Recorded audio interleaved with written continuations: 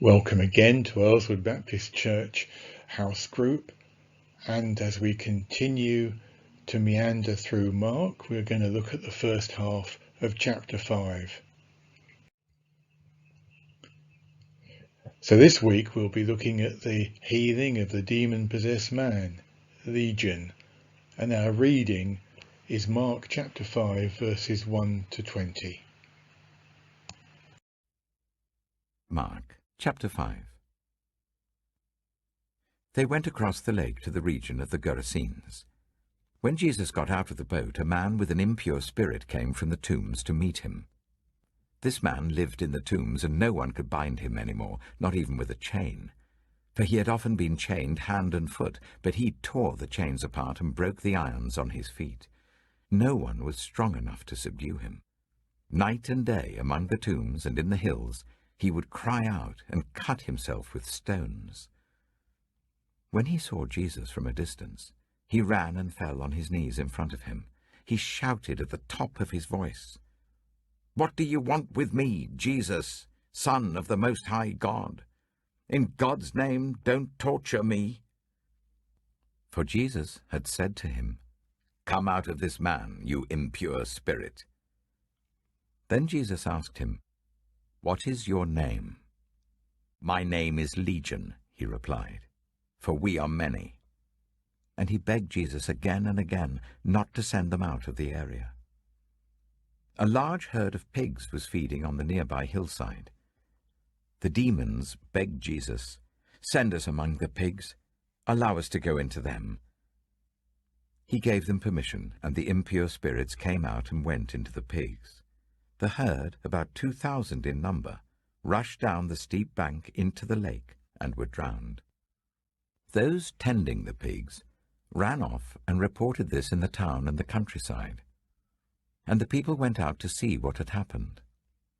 When they came to Jesus, they saw the man who had been possessed by the legion of demons sitting there, dressed, and in his right mind. And they were afraid. Those who had seen it told the people what had happened to the demon-possessed man, and told about the pigs as well. Then the people began to plead with Jesus to leave their region. As Jesus was getting into the boat, the man who had been demon-possessed begged to go with him. Jesus did not let him, but said, "Go home to your own people, and tell them how much the Lord has done for you, and how he has had mercy on you." So the man went away and began to tell in the Decapolis how much Jesus had done for him, and all the people were amazed. As we look at this very familiar story, I'm never sure whether the problem is that we know it so well that we miss the obvious, or we think we know it so well that we miss the details. We shall see. As Jesus and the disciples cross the Lake Galilee, it takes them from Jewish territory into Gentile territory. The Decapolis, or the 10 towns, was a Greek-influenced area, hence the name, and hence the pigs. And historically it's a bit of an unknown quantity, because different scribes copied this location name as Gerasa, Gergasa, and Gadara. So the Gadarene swine could have been something completely different. It was obviously not that well known. And it's interesting that though Jesus' initial and main ministry was to the Jewish people, and he says so himself, the Spirit often leads him to Gentiles and looks ahead to the day when the kingdom of God will be for all people, for all races. So what lies beneath the story? We're reminded of the reality of evil, the existence of demon possession. Perhaps we haven't come across that. Perhaps it's not that common. But it would be a mistake to say it doesn't exist because it's very, very real.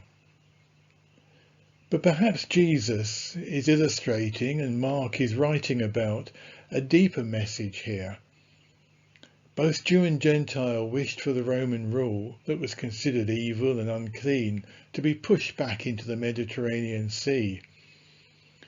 In a symbolic gesture, Jesus sends the unclean pigs and demons into the sea, And he himself will later drive out evil in a most unexpected way through and on a Roman cross. The reactions to Jesus are interesting. The villagers ask Jesus to leave. Perhaps it's because they've lost their livelihood and their pigs, or perhaps they're more afraid that Jesus will change their lives in other ways as well. Perhaps it's no different today, that many who decide not to follow Jesus are afraid of the changes it may make to their lives. And as for the healed man, Legion, he wants to go with Jesus and follow him very closely, but Jesus sends him back to his family and to his village as a witness. Some are called to travel with the gospel, to be missionaries or work around the country, but most of us are probably sent home with the good news. It may be actually more difficult, and it's still a very noble calling.